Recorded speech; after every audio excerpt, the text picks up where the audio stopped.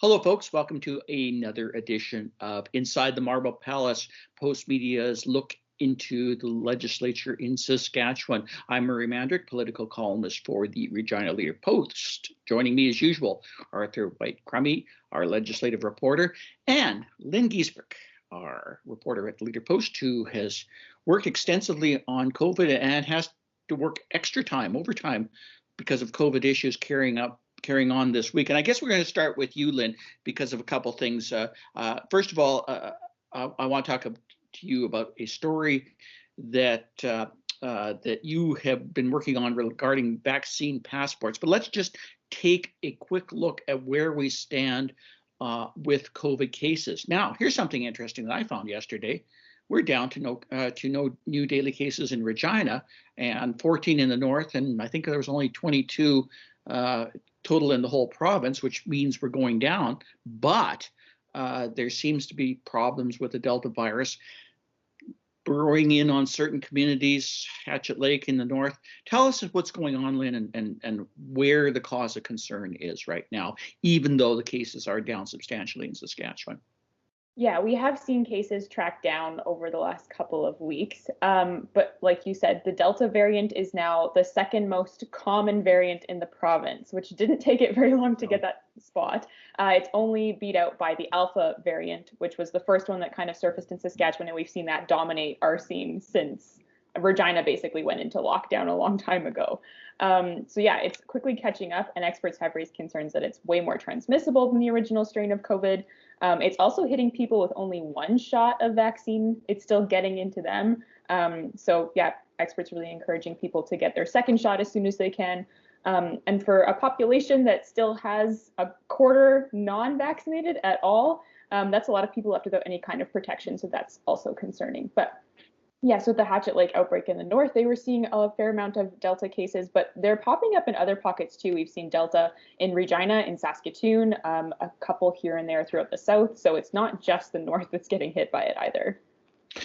How much of a concern is Delta specific to how it can spread? Do we have any sense, and either one of you can answer that if you can give the viewers any kind of better idea why the Delta variant has become the second most prevalent case in Saskatchewan, and where it might go from here, even though obviously the numbers are a lot lower than they have been. Who is it hitting, and maybe why, I guess would be the question. I can maybe jump on that first, then Arthur, Sure. If you have anything you want to add. I'd say it's hard to quantify a little bit at this point. We do know it's like 1.5 times more transmissible than even some of the other variants, which is concerning because they're already more transmissible than the original strain. So it's just spreading way, way faster. And I would say for the most part, we are seeing it hit young people, mainly because A, they're the most likely to not be vaccinated, but B, they're probably also the most likely to be out there gathering in large numbers right now because they can. But yeah, so I would say young people and the unvaccinated are the ones getting hit with it.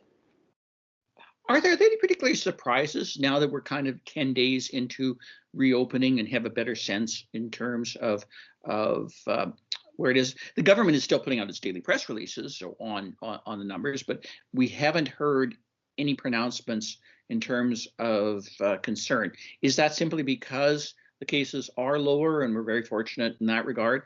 Or is this something that there seems to be a change in government strategy in terms of how they want to communicate the numbers? What's your sense right now? Yeah, I mean, I don't think it's only that cases are down. It's also that hospitalizations are down and now hovering at around 50 with few people in the ICU. And given that that's always been their number one metric for when it's time to potentially reverse the game plan for reopening, I don't think that there's any thought that would even cross their mind that there's a need to do so. So it's steady ahead.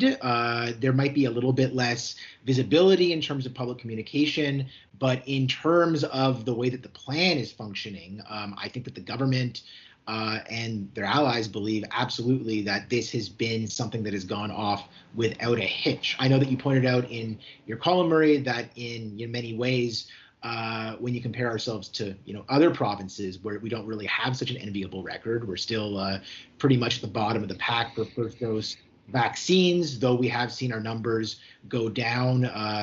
We're still second highest after Manitoba, I believe.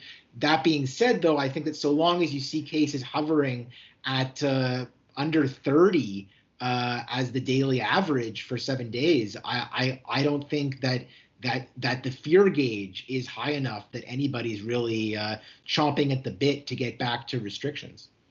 That's an interesting thought, Arthur, because I was kind of wondering when or where that line was. And we haven't hit single digits quite yet.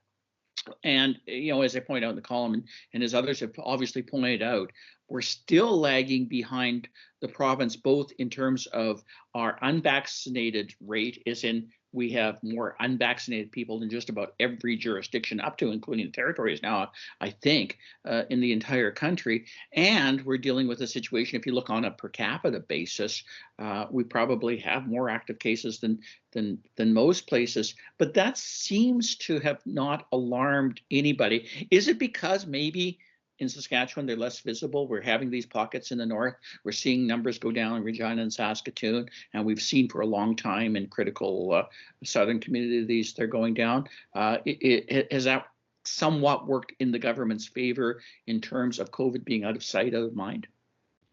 Yeah, that could very well be the case. I mean, the major, epicenter up to now has been Hatchet Lake, which is about as far removed from the centers of provincial media attention and political attention as I think you could be. Yeah. Now we have another outbreak somewhere in the far northwest. We're still just trying to pinpoint exactly where, but they've seen an increase in cases. So there may be a new epicenter in the north where we've seen lower vaccination rates. So in a sense, though we can certainly ask why that's the case, it probably has to do with a combination of logistics and vaccine mistrust, and whether the province is doing a good enough job of promoting vaccines in the north. Still, it plays into Scott Moe's argument that that vaccines are the only road out of this, and it's really where people aren't being vaccinated where we're continuing to see outbreaks. So in a sense, one could make the argument that it justifies the vaccine focus that he's had throughout this pandemic. Okay, so we seem to see vaccines as the road out of it, but you know what? We don't need a passport to get there. And I find that interesting because of your story, Lynn. The province is actually participating with other provinces in terms of developing the federal passport, yet we don't want a passport here, or at least Premier Scott Moe has made it pretty clear a provincial passport isn't going to be necessary for large-scale events like Rider Games, etc. Tell us about your story a little bit and how it developed and what people were telling you in terms of the contradiction between those two notions of the province participating in a national development of a passport strategy, yet not wanting one in this province specifically. It was a great story, by the way. Thank you. Yeah, like you said, we've seen Premier Scott Moe shoot down this idea of vaccine passports in the province over and over and over again. He's like, we do not want to go Manitoba's route. We're not going to make you show proof of vaccination before you get into the Mosaic Stadium for Rough Rider Games and that kind of thing. But Saskatchewan is joining all the other provinces in helping the federal government create a vaccine passport. And provinces have to do that because all of our health data is stored in provincial databases. So the federal government doesn't have that right now. So eHealth Saskatchewan is working with the feds to share our just like how their health information system works, kind of, and how the federal government could use that in vaccine passports. So the federal government said they're working on what exactly that vaccine passport would look like, and they're taking privacy concerns into consideration and that kind of thing. But yeah, Dr. Dennis Kendall, who's a health policy consultant in Saskatoon, said that it's kind of like a double speak in a sense, like this idea of having a national passport but not having a provincial passport. Because as soon as we have a national passport, he made the good point that people will just use that as proof of vaccination within Saskatchewan even. Like if business owners or different event organizers want vaccine proof before they let someone in, they can just ask for the national passport once we have those instead of needing a provincial one at all. So it kind of does the same thing whether we have a provincial one or not. That's interesting. And Arthur, you followed this carefully because it's been one of the big political elements of late in terms of the COVID-19 developments. And as Lynn outlined, obviously, Premier Scott Moe has absolutely no interest in seeing anything impede a full stadium at the opening of the Rider game on August 6th or other events. But Lynn offered something I think that's kind of interesting. Can Premier Scott Moe go back to the notion, well, we have a national passport, so there's really no need for us to have a provincial one? It would seem in the event, and it's an unlikely event at this point, but in the event that we do have a major COVID outbreak someplace along the way and restrictions have to be developed, we have, in essence, this national passport as a bit of a backup plan. Is that working out strategically for Scott Moe in terms of the political messaging he's been trying to develop in your mind? I mean, if it comes to that, then it is reassuring to know that we have this this system ready to go, and it could be easily, implemented in the case where we do see a major flare-up of cases, perhaps linked to variants. That if we were to snap restrictions back into place, they could be targeted at those who are most likely to transmit disease. That being said, though, this national passport is being designed primarily for international travel, as far as I understand it, and that was always going to be the case. I don't really see any contradiction in deciding that you want to assist in the development of a national passport to facilitate travel for Canadians, and then turning around and saying that we're not going to distinguish between vaccinated and unvaccinated people for the purpose of events within the province. In my mind, there's nothing contradictory about that. This may become a different question if we get to the point where we have to reimpose restrictions. But that being said, I don't think that's something that's anywhere close to the province's mind. I don't, for any reason, think that we're going to have to do that, even though we are lower than other provinces when it comes to getting vaccinations into people's arms. And Lynn, we need to keep exploring this. I'm sad that we need to keep exploring this because it'd be great if we were higher. But why is the struggle in Saskatchewan so prevalent now? Why aren't we, since the progress of the massive vax clinics, the drive-through and everything else, why haven't we developed a better strategy for getting to those people that aren't vaccinated? What are people telling you in terms of the frustrations in that particular area? Because I think you've done some work in terms of a few stories looking into that and why we are still at the bottom in that particular list. Yeah, honestly, it seems like there's really no easy answer. And if there was an easy answer, we'd have fixed it by now, quite frankly. It seems like, a mixture of vaccine hesitancy and through the summer months now some complacency. People are going on summer holidays and they're like, oh, I'll just get it later, or not really that concerned about it now because cases are dropping. So people have been urging, the province especially has been urging people like still get vaccinated. In their news release even yesterday, they're like, think about where you're going on your summer holidays. Can you book your shot there if you're still in Saskatchewan? Like that kind of thing, just like urging people not to let complacency get in the way. But it's kind of difficult to sit here and speculate on why a quarter of the population just still hasn't even gotten a first dose yet. Maybe it is just vaccine hesitancy at this point. It's kind of hard to tell. We are hitting that critical mass in terms of specific age groups. Your age group, in terms of people being in their 20s. I think you're in your 20s, but I won't say. I am, yes. Okay. Arthur's age group in terms of people being in their 30s. Hell, my age group, we're all done. We're done years ago. But that's not the problem. If you look at the numbers, I find it fascinating because basically anybody that was problematic in terms of the fatalities related to COVID are nearing 90% on first doses, and certainly high 70s in if not 80s in second doses. However, that's not the case in terms, I think, particularly of the 20 age group. Is that where you think the problem now lies in terms of getting people out? And has there been any strategy, Lynn, in terms of of, I don't know, setting up a vaccine clinic at Gabos or something so we get Arthur and everybody else vaccinated? Well, I don't know about Gabos in particular, but yes, that is something the province has been working on. And the SHA has said repeatedly, like, we need to make vaccines convenient because they think that's part of what's holding the younger generation back. Is like, we're just kind of lazy about going to get our vaccine and we don't want to put in any effort to do it.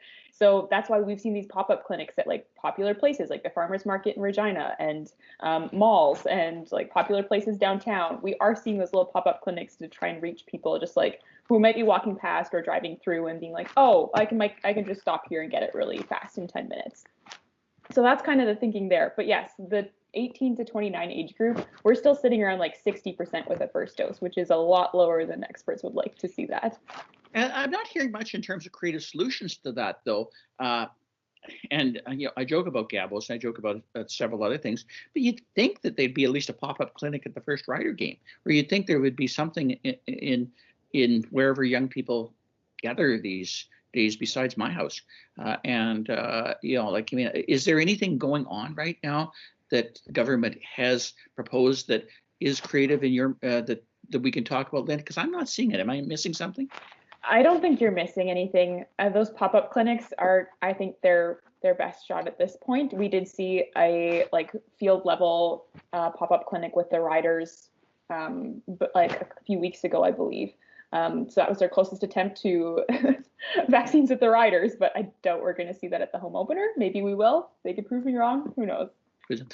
Arthur, is this a political problem for Scott Moe in the future that you can see if we do have a specific age group or specific demographic that's not vaccinated? Or in your mind, is it a situation because so much related to political policy is always driven by the non-20-year-old age group, even by the non-30-year-old age group, that maybe that just doesn't have as much attention as long as we're not seeing the fatalities, and we're clearly not. I think so far, we've only had 7 deaths, if I remember, in July related to COVID-19, which is basically 1 every 3 days, and that's continued to in that sense. Is that the political gamble right now for Scott Moe? And what other political problems do you see him encountering right now as it relates to COVID and the economic fallout that as we sort of reopen right now? I don't see any political problems related to COVID right now for him. It's pretty much clear sailing unless the waters get choppy again. I mean, it's really just.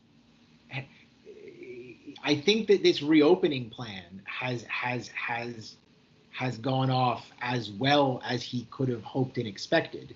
We'll see in a few days what the real effect is, because as we know, there's a 2-week delay between when restrictions are lifted and when we start seeing cases, and hospitalizations follow even after that. So it'll be 2 weeks this Sunday, I believe, since restrictions were totally restricted. That may be the real barometer. But really, it looks like the plan worked exactly as it was intended. And I think that more than anything else is going to be the way that Scott Moe is judged in this later portion of the pandemic. And we've seen from the premier popularity numbers that he remains one of the most popular premiers in Canada, really the only one of the prairie premiers with any degree of popular support. So I think that when you compare him to somebody like Jason Kenney, he looks more cautious. When you compare him to somebody like Doug Ford, he looks less indecisive. So really, you're getting the best of both worlds in terms of COVID management. That being said, the economic numbers could shift at any time. We remain a resource-dependent economy. Commodity prices are kind of all over the place right now. But with all of those investments that we've seen over the past few weeks, that should continue to carry the province forward for some time to come. Yes, and obviously our July labor stats are going to look a lot better because we've opened up, and we're going to see job numbers increase simply because of that reason, and that's going to solve one relative problem right now. So in some ways, I think you're right. I think that things are working out for Scott Moe. A plan is coming together. I think that's all the time we have this week for Inside the Marble Palace. Arthur, Lynn, thanks for your time and trouble, and thanks for your insights. And hopefully we'll see you again sometime in the not too distant future.